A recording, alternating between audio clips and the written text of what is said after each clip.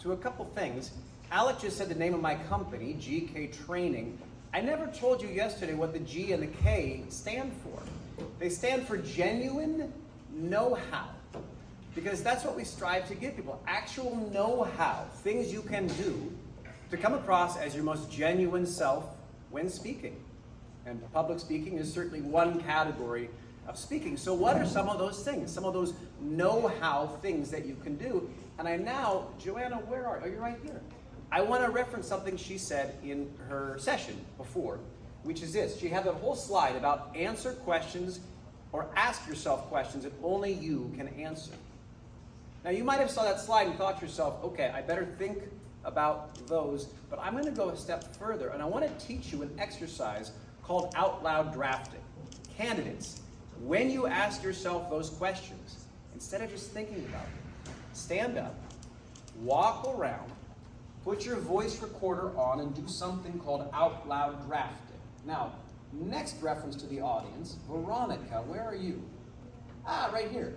So Veronica is as an exercise, but also as an ambitious choice, writing her own TED Talk, and she's going to try to get that TED Talk. Am I exposing you to everyone? Yeah, give her a hand, please. So look, folks, whether or not that TED Talk ever comes to fruition is not the point. She might do that, she might not. She might do that, she might not. Who knows? The exercise is still valuable. And yesterday in our conversation, we talked about doing this very thing called out loud drafting. Here is why. Most people, when considering a public speaking event of some kind, write out their speech over and over. They type it, they revise it, they type it, they revise it, because we all know that writing is rewriting. Spend some of the time drafting your speech out loud.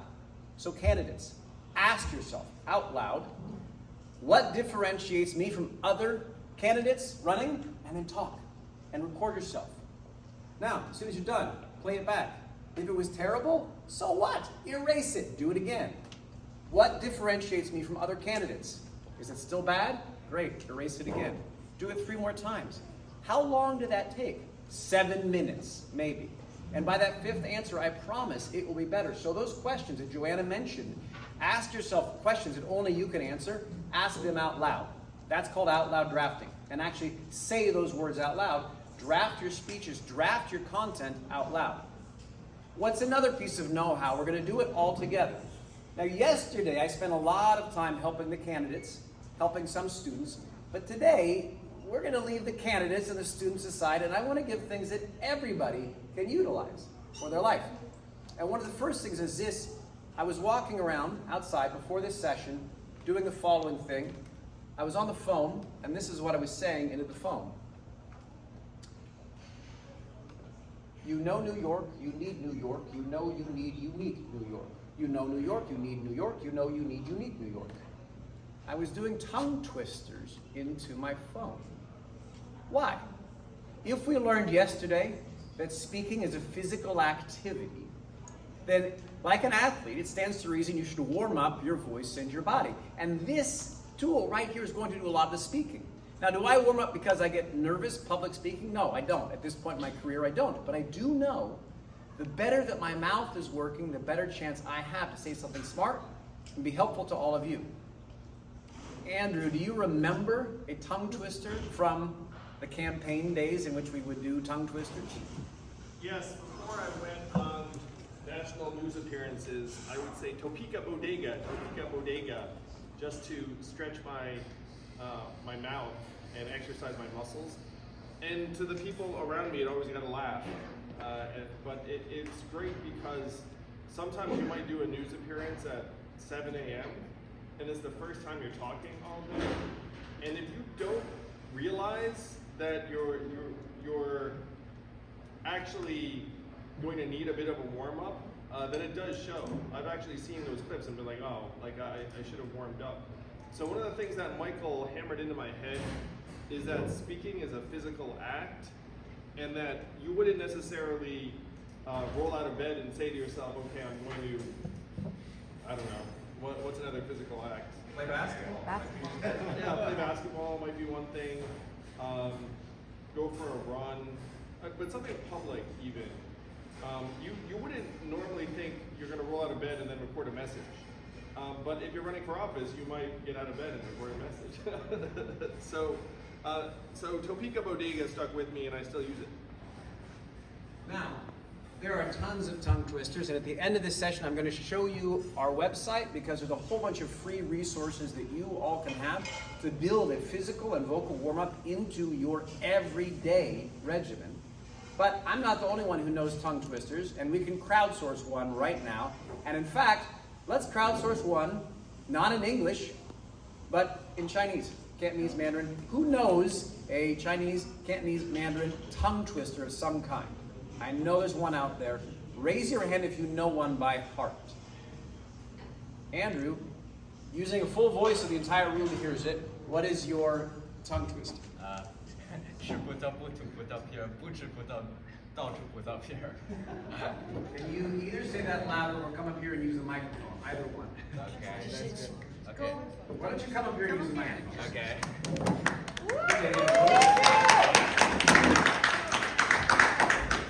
So let's hear it. Okay. It goes like 吃葡萄不吐葡萄片儿，不吃葡萄到处葡萄片儿。I'm not good at it. Can you lead it one more time? Okay. 吃葡萄不吐葡萄片儿，不吃葡萄到处葡萄片儿。 Good. Give him a hand. I'm not good at it. You might say to me, yeah, but Michael, I'm going to be giving my stump speech in English. It doesn't matter.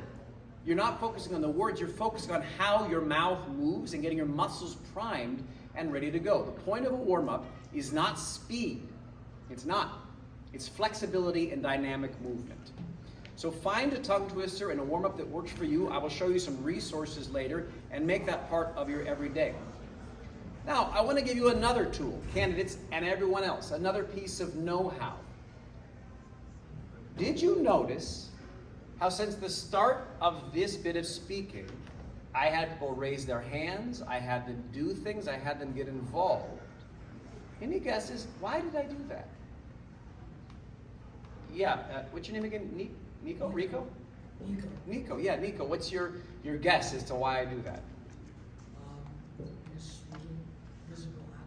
Speaking is a physical act. What I'm doing, yeah, Andrew, do you have a guess as well? Oh, I thought it was like audience engagement means that people won't get bored. There's a sophisticated reason why you don't get bored. And here it is. Candidates, you should involve your audiences kinesthetically. Mr. Andrew Yang was one of the best I've ever seen at this on the campaign trail and on stump speeches. Throughout the entire 20-minute stump speech, he'd have people raising their hands, calling out answers, and interesting answers. Not just like, raise your hand if you're from Florida, raise your hand if you're from California. Okay, useful. He would say things like this: what's your guess as to how effective retraining programs were? Raise your hand if you have a guess. So everyone's thinking. Someone raises their hand. And then he would even go farther and say something. Now, you probably have some skepticism about how successful they were, because I'm anchoring you low already. Who has a guess? So what's happened? First of all, hands are in the air. If you kinesthetically involve your audience, they remember stuff better. Second of all, they're now feeling smart themselves because they're guessing a number. He said anchoring, which is kind of a sophisticated term, so they feel intelligent, not talked down to. And they start guessing. The guesses are 16%, 14%. The number, I can't remember exactly, but it's somewhere even lower than that. So, candidates, kinesthetically involve your audience. Even if that's saying to your audience, turn to the person next to you and say out loud what you think the biggest single threat is facing our nation. Because they've used their voices, because they've done something themselves, they will feel more ownership over this entire process and your message, and they will feel more aligned to your campaign. Now, that's true of everybody though. Students, you're giving a speech to be, I don't know, school president, senior class president. Involve your audience kinesthetically. What is another piece of know-how? Again, right now, today is not about the candidates. Today is about all of you. Yesterday, many people asked me, Michael, what do you do if you make a mistake? And I want to show you the whole process to handle that. I promise we're going to stop just at lunchtime or a little after, by the way. So if your tummies are grumbling, there's good news coming soon. Lunch will happen soon. Someone name for me, put your hand in the air if you can answer this question. What are the 3 F's that humans go into in the middle of a threat and panic? Andrew, you're killing it, but I'm not going to call on you because you have many answers already. Can everyone else participate as much as Andrew is? All right, Nico, you just did before, but now David, you have your hand up this much. Can you raise it? I'm missing one. You're missing one. How many do you have? 2. Let's hear the 2. I think it's fight, flight, and Yeah, we have fight and flight from David. What's the 3rd? Yeah, freeze. That's right. Fight, flight, or freeze. But when you're public speaking, can you flight? No. Can you fight? No. So what do most humans do? Breathe. Exactly. As the camera falls. Look at that moment of brilliant suspense. What they do is they freeze. Now let's study for a moment what happens when people freeze. Think of yourself like a little bunny caught in the headlights of a car, or concerned that a predator is about to get you. What do? You stop breathing. You contract. Because breathing is moving. You see that? In order to breathe, your rib cage expands, your lungs fill with air. Breathing is moving. So if you're in the midst of that 3rd threat assessment response, freeze, you stop breathing. What does your brain need to think of smart stuff? Oxygen. That's right. So if you're holding your breath, you've already put your brain in a terrible situation to think of something smart. So I'm going to have you all raise your hands and put your hands in the air with a 3 in the air. And I want you to replace those ideas of fight, flight, or freeze with 3 different F's about how to deal with mistakes or threats or problems. Here they are. Fake it, feature it, or fix it. Let's say it out loud all together. You ready? Put your hands back up in the air and we'll count them off together. Here we go. Fake it. Actually, you know what? Can you share your voices fully enough that I hear it up here like bombardment? Right now, my voice is louder than all of yours put together. That's not fair. You got a big collection of voices out there. So we're going to say it again. The 3 are fake it, feature it, fix it. Are you ready? Let's do it. And fake it, feature it, fix it. Exactly. Now, you might have just said, wait a minute, hang on. Why is fake it one of the 3? I thought I am getting tools about how to deal with mistakes. If no one knows that you've made a mistake, fine, fake it, keep going. But if you know the mistake is threatening to throw you off or make you nervous or anxious to the point that it messes you up, you have 2 other really good options. Feature it or fix it. Feature it means you make it a good thing. The slides aren't working right now, but you know what? That's a great opportunity to talk about what we should do when technology fails us as candidates. So you spun it as a positive thing, or 3rd, you just simply fix it. The slides aren't working right now. Let's continue with our discussion. When they come back online, we'll jump right back into them. Fake it, feature it, fix it. Now you can go even further with this, and if you want to, we can do a little demonstration.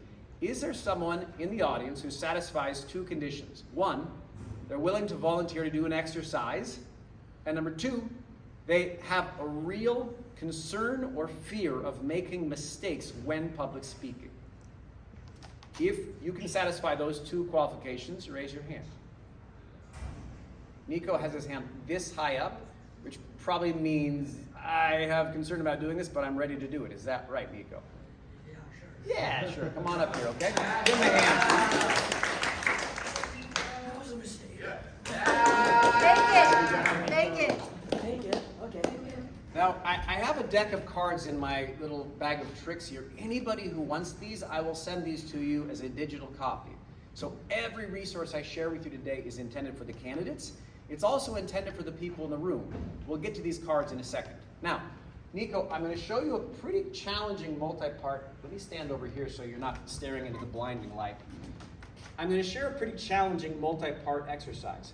You can say no at any point, okay? You can do as many of these things as you want, and you can say no at any point, because I'm going to ask you to do a slightly challenging thing. I'm going to ask you to talk to this audience, and then I'm going to ask you to talk to this audience standing on one foot. Are you up for that challenge? Sure. Okay, good.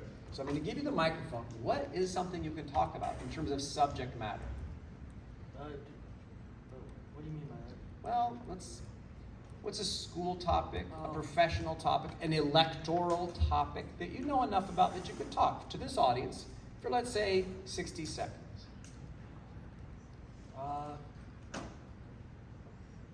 I don't know what to talk about, but I'll try. Great. Okay, so I'm going to give you the microphone.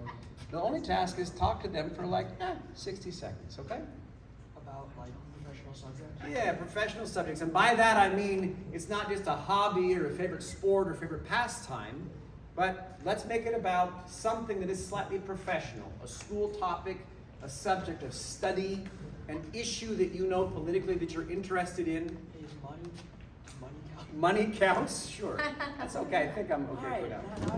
now I have to say this on one foot. No, not yet. Both feet for now. Okay. So, money buys happiness is absolutely true. Because, think about it. Money is everything. Money is what we live for. Money is why we work. You don't want to be working a 9 to 5 without any pay. Think about it. Your horrid, stinking boss wants you to clock in at 9 o'clock to work for free. That is injustice. So, money is all you should live for. Money does buy happiness. And whoever disagrees with me is, well, entitled to her opinion.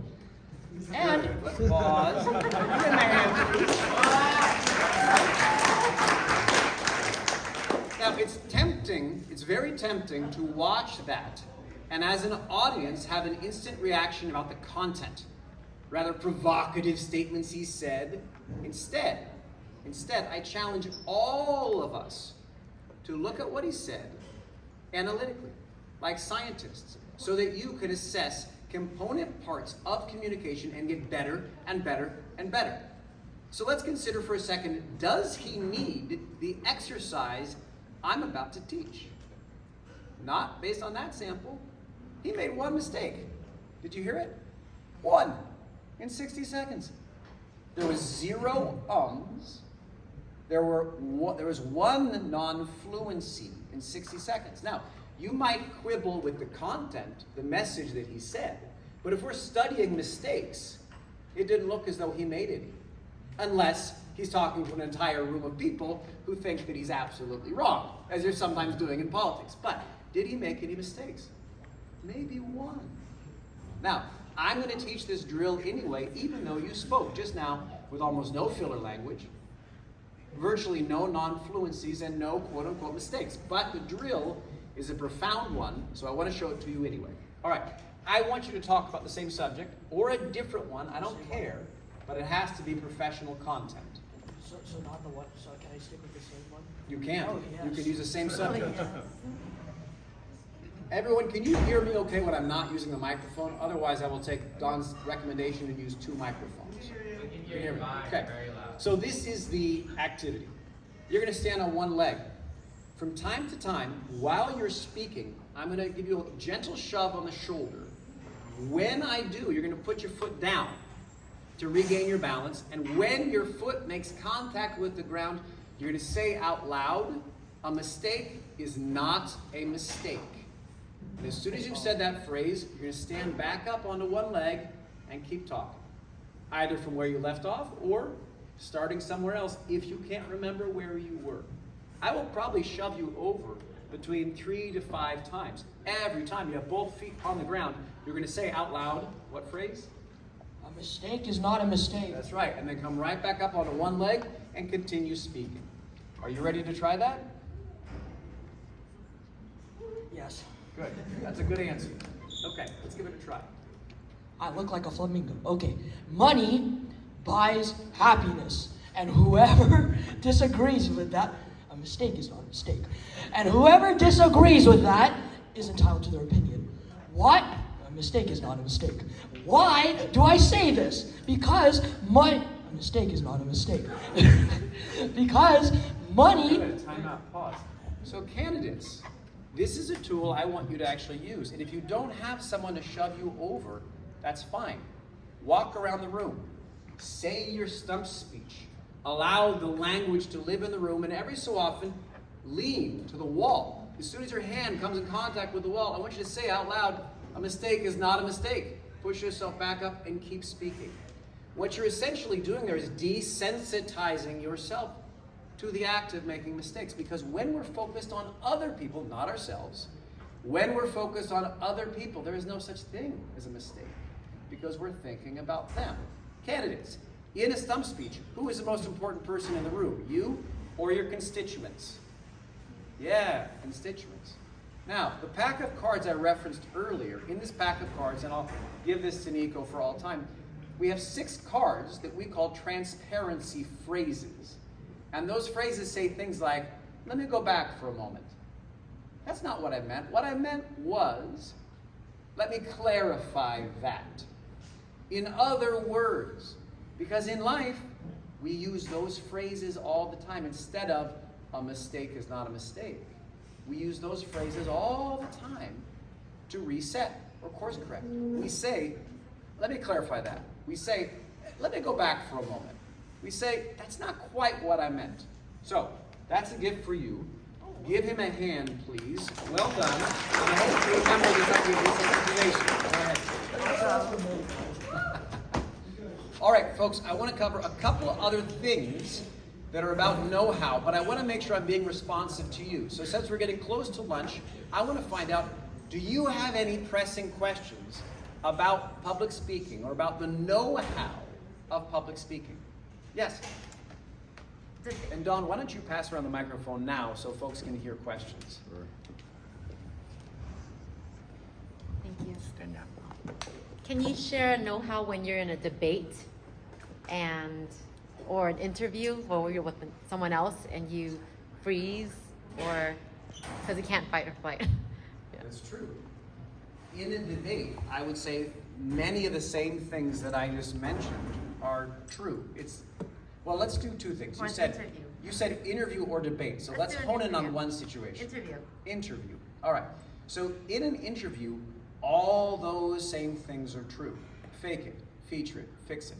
There's 2 things that will add to that. Number 1, everyone draw a P in the air.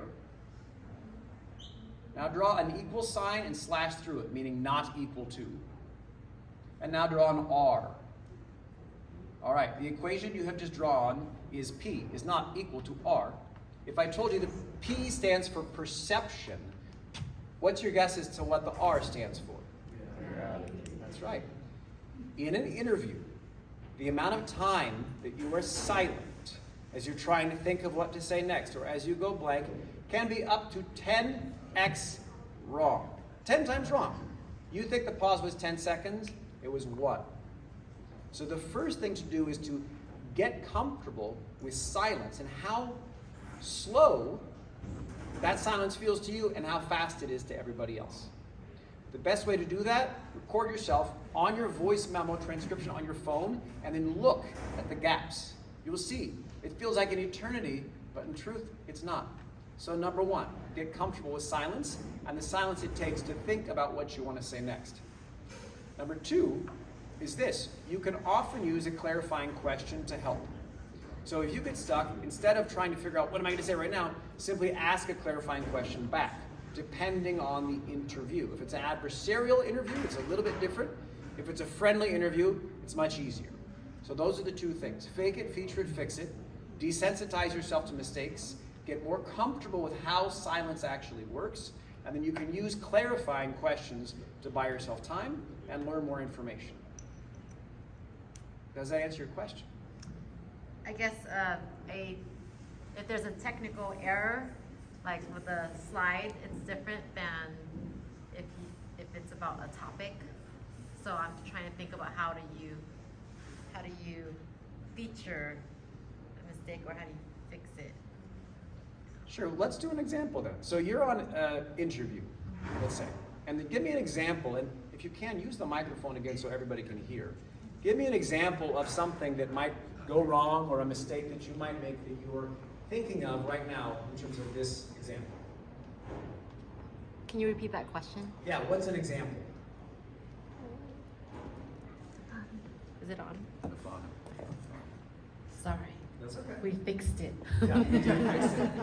What's an example? An example is when someone asks what I said yesterday, what differentiates you, and I can provide, my background, my experience, and my plan. And they said, well, aside from that, what differentiates you? So in my mind, I already thought that I had the answer, and they said, we want something different, basically, on say, a media interview. So this is a big topic. There's a lot to get to. I'll try not to overwhelm everyone with multiple tools. But one of the first jobs you have is figuring out what are your 3 or 6 or 9 or 10 pillars that you want to be known for. And a question like that really is an invitation for you to say whatever the heck you want. So figure out what those items are. We can call those tent poles, we can call them pillars. Because in those moments, part of your job is to make sure, well, wait a minute, what do I want everyone to know about me? They say, yeah, but something else besides that. So you could pivot entirely and say, you know what, rather than more introduction about me, let me share with you an introduction of some of my constituents, because they matter more than I do, actually. Here is someone I met recently. Now, you would only do that if featuring that one candidate, that one constituent, their story is one of these key pillars that you have identified in terms of your messaging. So that will be answer number 1. Figure out what your pillars are and pivot to those. Okay? Number 2, there's a whole series, and I'll give you some cards too. I'm passing them out like party favors.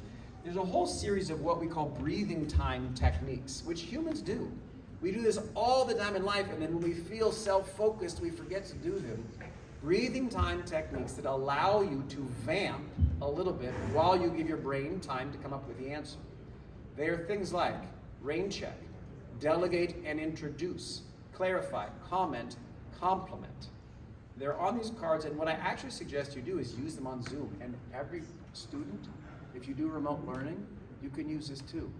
Put these cards, if you want them, I'll send them to you digitally. Put these cards on your desk and practice using breathing time techniques to buy yourself some time.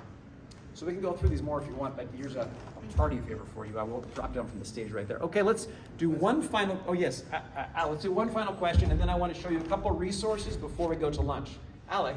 Yeah, I have a question. In preparing a prepared speech, should the goal be write it out, or like you said, voice preparation as much as you can and try to stick to that by memorization? Or should you be practicing to be good enough so you can more free flow, giving it without much pressure? Should Yeah. be memorization or free flow? Can everyone hear the question? So it's essentially about memorization. The answer is this. Both of those skills are useful. And if you're running for public office, you should build your memorization skills. But there's a lot of pitfalls on the way to a memorized speech. The biggest pitfall is if people fall into a pattern of speech that sounds like recitation and not like speaking. And what that's called in the theatrical world is a line reading. And so you fall into what's called a line reading, and you say the same thing the same way every time. You say the same thing the same way every time. You say the same thing the same way every time. You say the same thing the same way every time. Did you all catch that? Yeah, boring, right? 4 times exact same. So when you're memorizing, if you determine you need to memorize, your job is to memorize the ideas and to memorize it with variety in terms of delivery. Those 5 P's we talked about yesterday. Who remembers the 5 P's, by the way? Nico, you got your hand up right away. What is it? Placement. Yes? Power. Yeah? Pace. Yeah? Pop. Pitch. Pitch? Pitch and pause. There you go, those 5. Give him a hand, by the way. Good job paying attention yesterday. Those are the things that change your delivery. Now, to go even farther, it's not just thinking about them. You can use your body to help you do that. Walk around the room in big, slow ways like an elephant and say your speech as slow as you can. Then walk around on your tiptoes, wiggling your hands like this, like a little chirping bird, and say hi and fast like so. Because what you're trying to do is break up the monotony so your speech does not sound the same way every single time. That is a skill that actors spend a lot of time trying to learn, how to take memorized text and make it sound like it's absolutely spontaneous and like the first time anyone has ever said it. And memorization is not everything. And much of the time, you can have a roadmap of where you want to go on a subject and not have to be fully memorized. And candidates, most of the time, you can probably get away with that. And in fact, you're probably better served getting away with that because you come across with a higher degree of authenticity for most people if they're speaking as opposed to reciting. But both skills are valid. Now, speaking of skills, the last thing I want to do is pivot, and I want to show you some resources that all of you can have for free. Use them, use them, use them. Because if I finished my session yesterday by saying, just as Andrew reinforced, that if speaking is a physical skill, if it's essentially an athletic discipline, stands to reason that if you don't practice that athletic discipline, you don't get better. So if you go to our website, gktraining.com, it's simple, gktraining, G as in genuine, K as in know-how, training.com, and you simply go to our YouTube channel, there's going to be a whole bunch of videos for you, guided warm-ups, physical warm-ups, also videos showing you the exercises that I showed you yesterday, like the finger walk, like the Lego exercise, to help you build these tools into your everyday. Also, I am here to support you. If you want to reach out, it's a simple email. My name is Michael. It's michael@gktraining.com, and I want to be helpful to you. And the reason I want to be helpful is because today and yesterday is not about me. It is about you and all the good work that you are doing to try to help move this country in a positive direction. With that, let's wrap up. I'm happy to answer some questions out there in lunch land as we all eat, but it's 5 minutes after the hour, and I don't want to deprive you of some fuel, i.e. food. All right? So thank you very much, and let's all adjourn till lunch. Thanks.